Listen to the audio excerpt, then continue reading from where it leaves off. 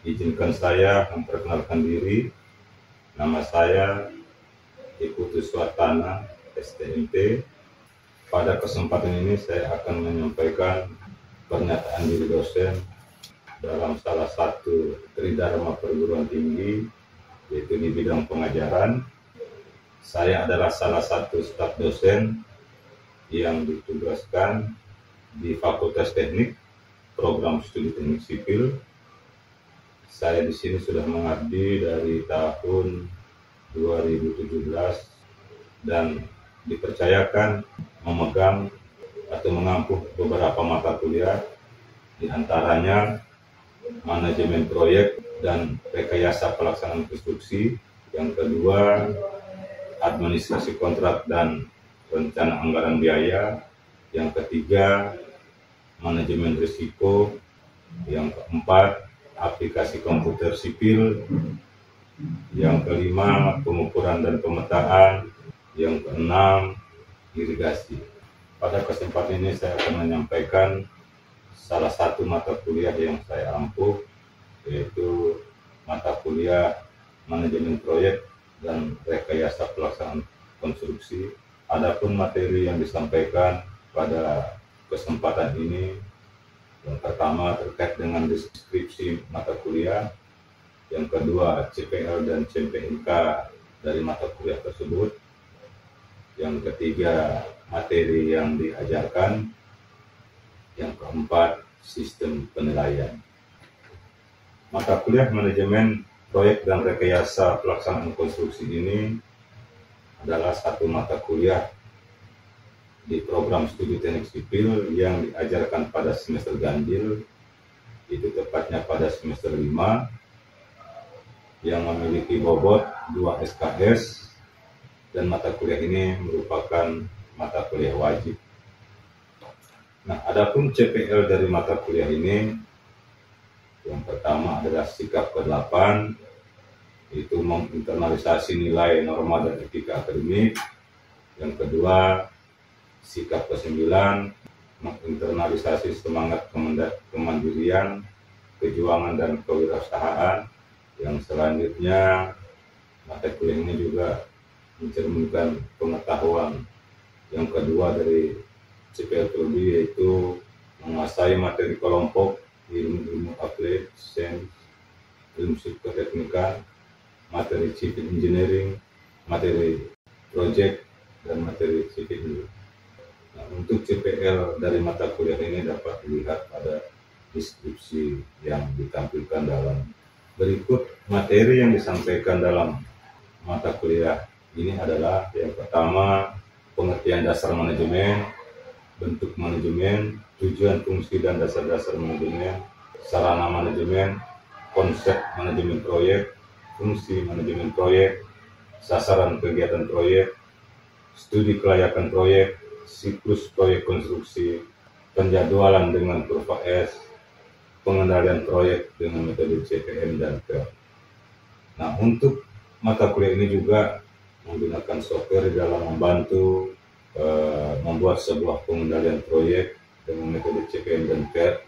Pada mata kuliah manajemen proyek dan rekayasa pelaksanaan konstruksi ini merujuk pada pustaka yang pertama Asnudum Andi 2026 dengan bukunya manajemen proyek, yang kedua Rahim Fatmawati 2022 yang bukunya manajemen proyek, perencanaan, penjadwalan, pengendalian proyek, yang ketiga Santoso Budi tahun 2029 dalam bukunya manajemen proyek, konsep dan implementasi.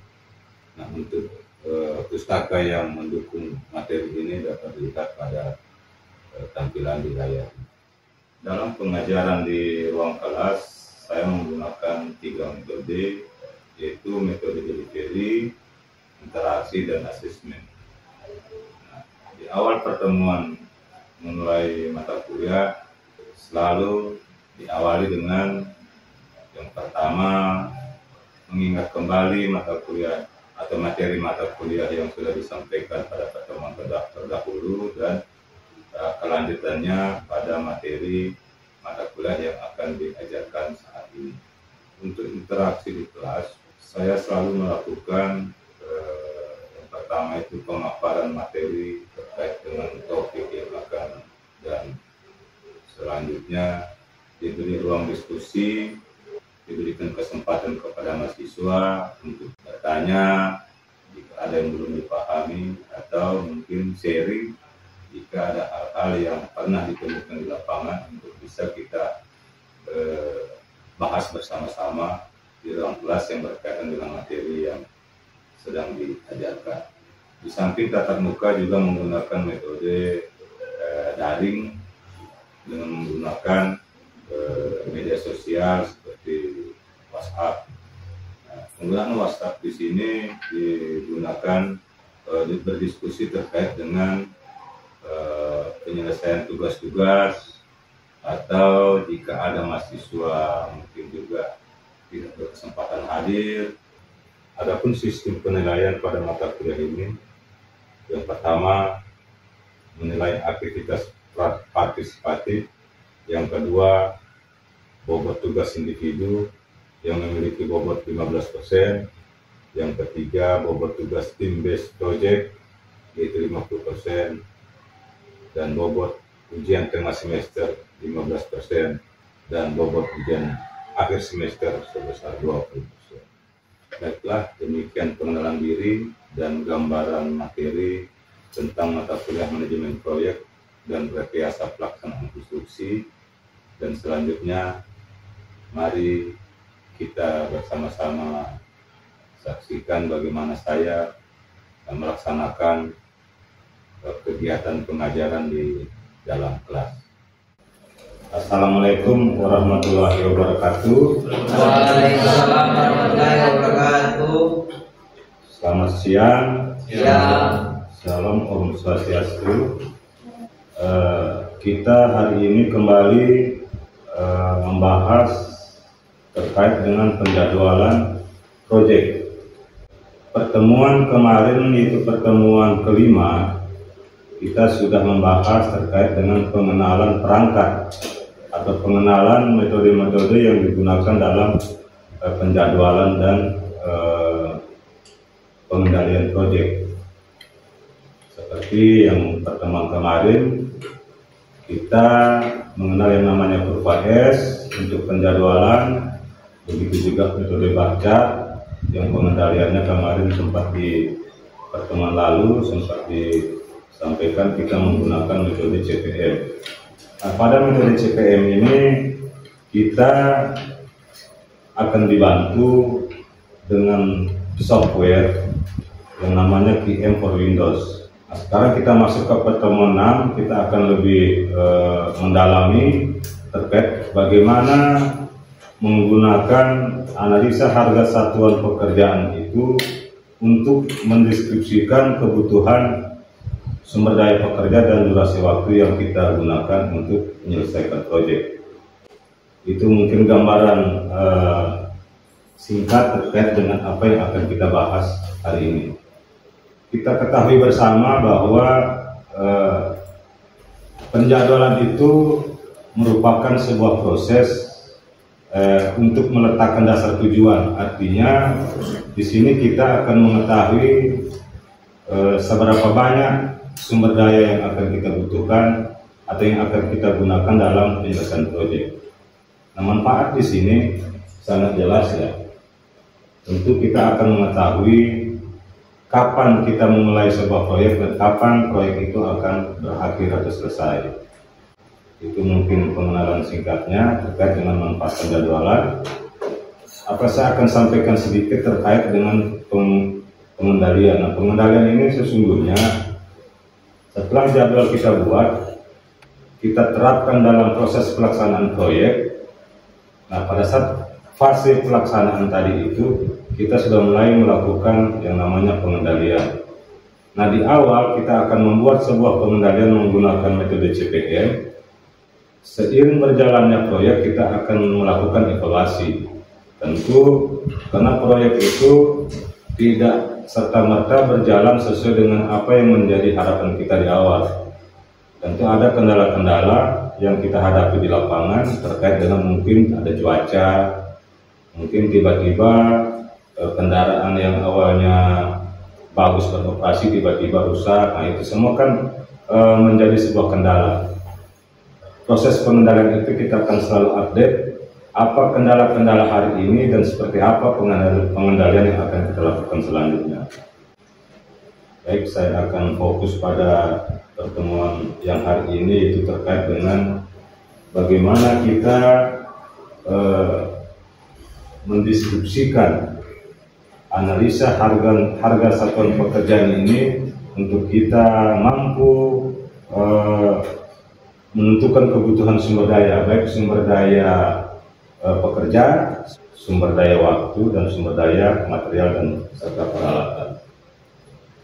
Nah, di sini kita sudah memiliki salah satu analisa harga satuan pekerjaan pasangan pondasi batu kosong. Di sini sesuai dengan analisa harga satuan pekerjaan standar SNI 2022,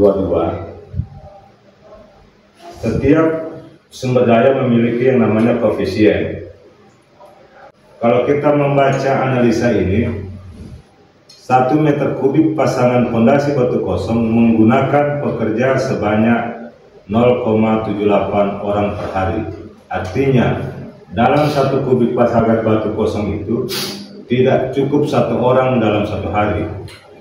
Artinya kalau dia 1 orang bekerja berarti 0, setengah hari lebih sedikit, itu maksudnya ya. Nah, sekarang kalau 15 kubik pasangan batu kosong kita akan kerjakan dalam sehari, berapa orang yang akan kita gunakan? Nah, caranya di sini, ini logika sederhana ya. Jika 1 meter kubik itu menggunakan 0,78 orang per hari, jika volume kita 15 meter kubik, otomatis volume pekerjaan dikalikan dengan kebutuhan pekerjanya. Nah, di sini kalau dia 15 meter kubik berarti 15 kubik dikali kebutuhan sumber dayanya tadi, yaitu 0,78 orang per hari. Nah, jika dia 15 kubik ini kita kerjakan, bisa dilihat di belakang ya. Oke. Jika 15 meter kubik pasangan batu kosong ini kita selesaikan dalam 1 hari, berarti kita menggunakan sumber daya pekerja sebanyak 11,7 orang. 11,7 orang. Nah, jika sekarang kita mau kerja dia 4 hari umpamanya, berarti ini kita bagi 4. Di sini ada, kalau kita lihat ini 2,93 orang dalam per hari.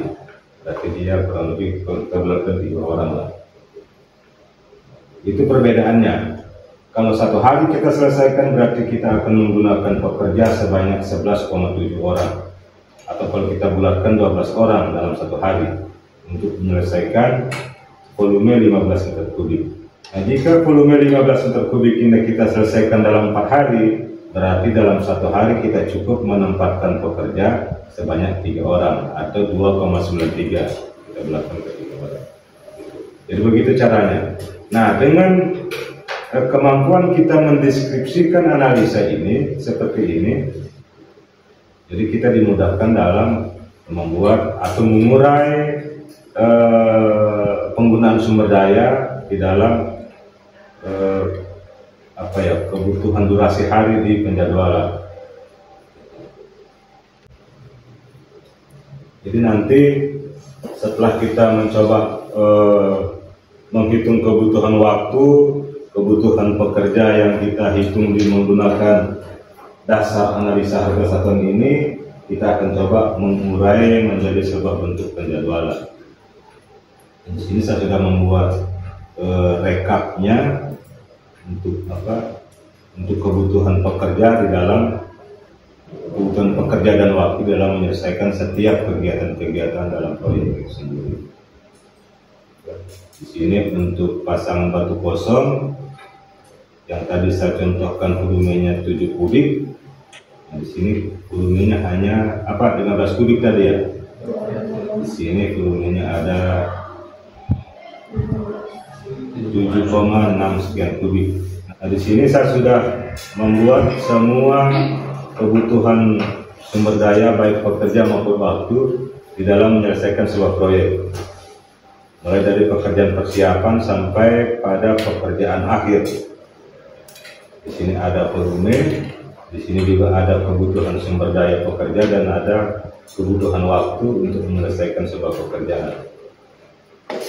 Nah, di dalam sebuah penjadwalan, di dalam sebuah pengaplikasian durasi di dalam sebuah jadwal, sebaiknya kalau saya lihat di teman-teman kontraktor membuat sebuah penjadwalan itu lebih cenderung menggunakan rekapitulasi untuk membuat sebuah jadwal, seperti jadwal dalam bentuk kurva S seperti ini.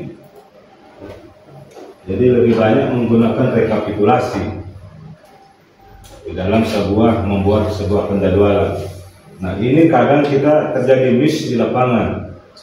Umpamanya saya ambil contoh rekapitulasi pekerjaan fondasi item besarnya ya. Item besarnya di sini poin 2, pekerjaan fondasi dan beton bertulang.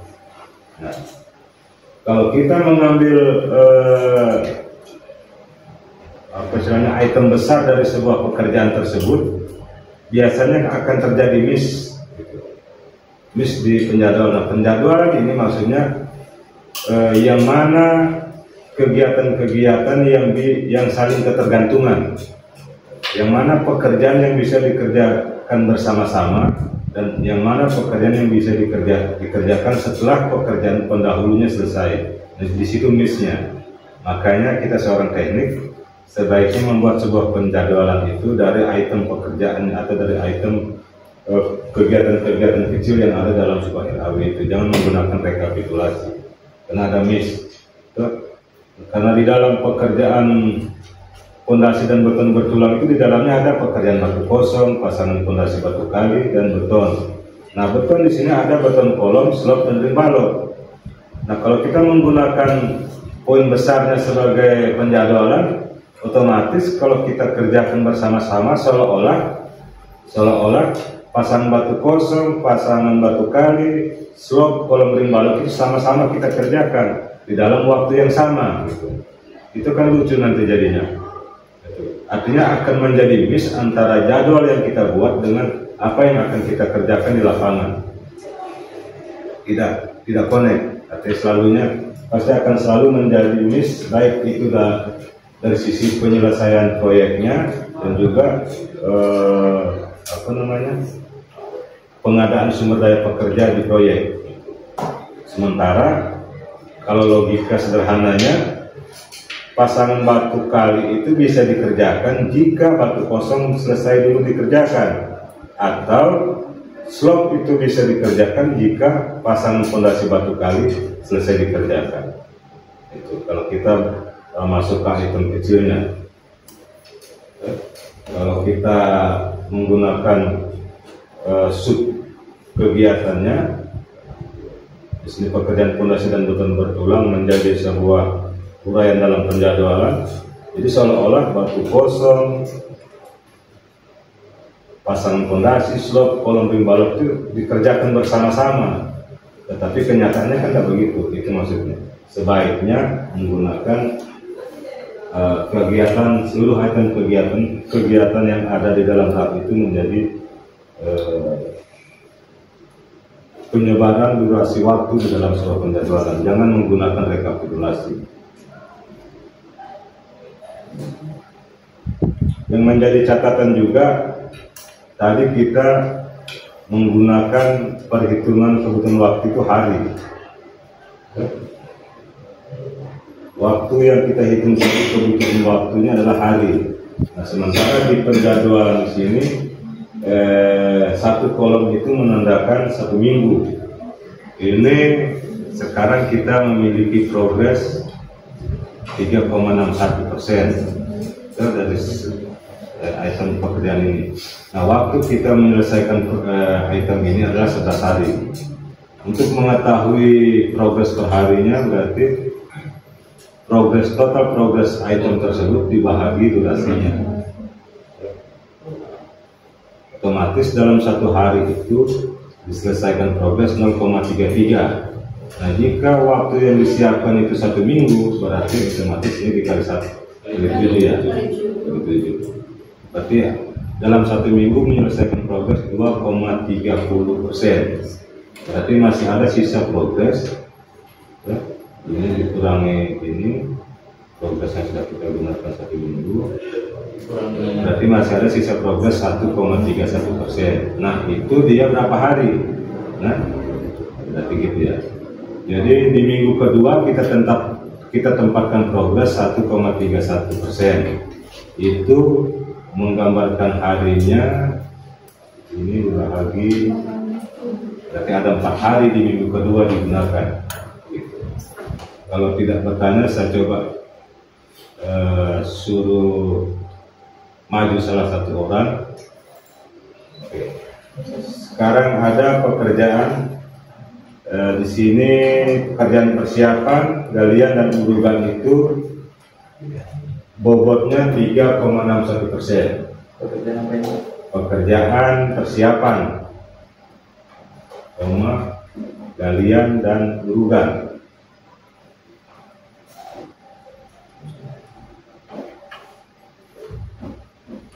Itu progresnya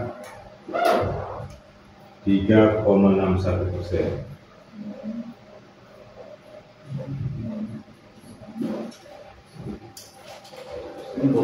Ya, waktu untuk menyelesaikan pekerjaannya 11 hari. Waktunya 11 hari. Yang kedua 1 hari. Yang kedua ada pekerjaan fondasi dan beton bertulang.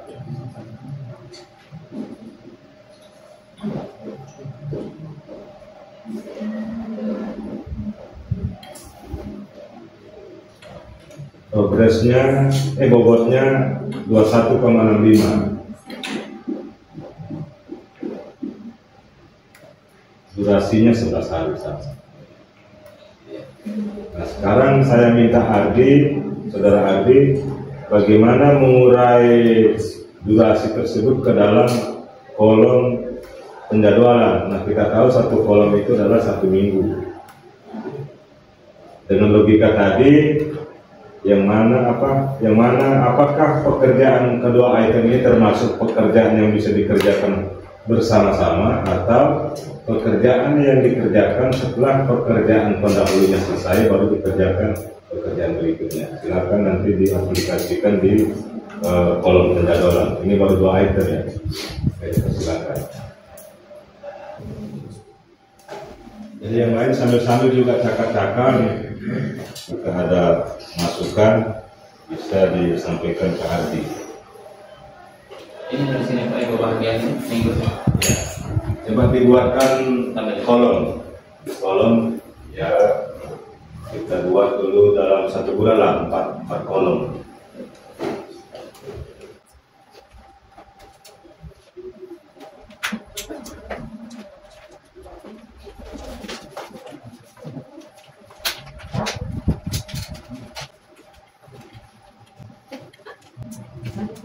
Berarti untuk kegiatan pertama, kegiatan 1 ya, kegiatan 1 dikerjakan minggu pertama dan minggu kedua ya.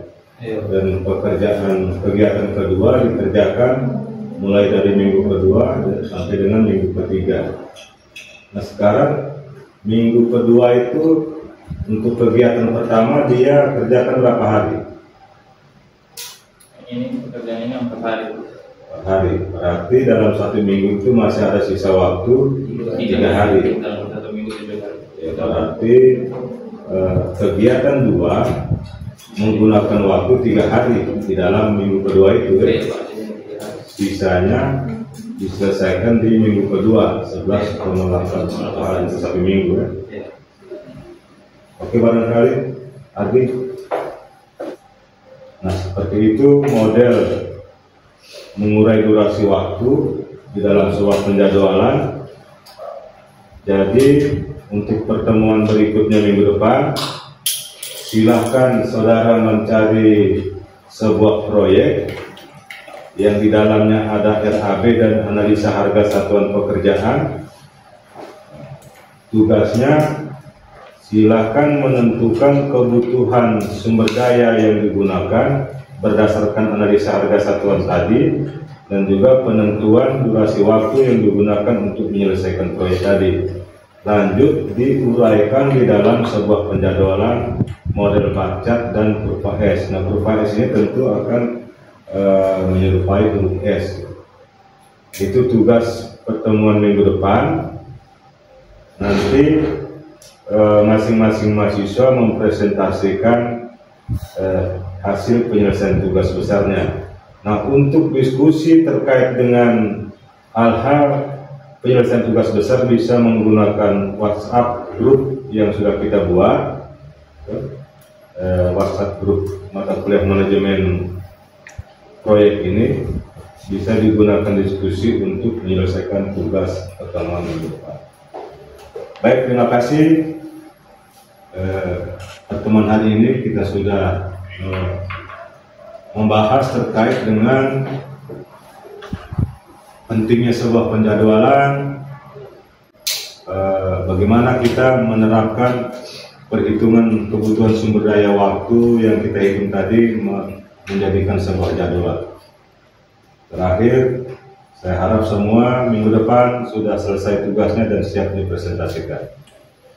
Baik, terima kasih. Wassalamualaikum warahmatullahi wabarakatuh dan selamat.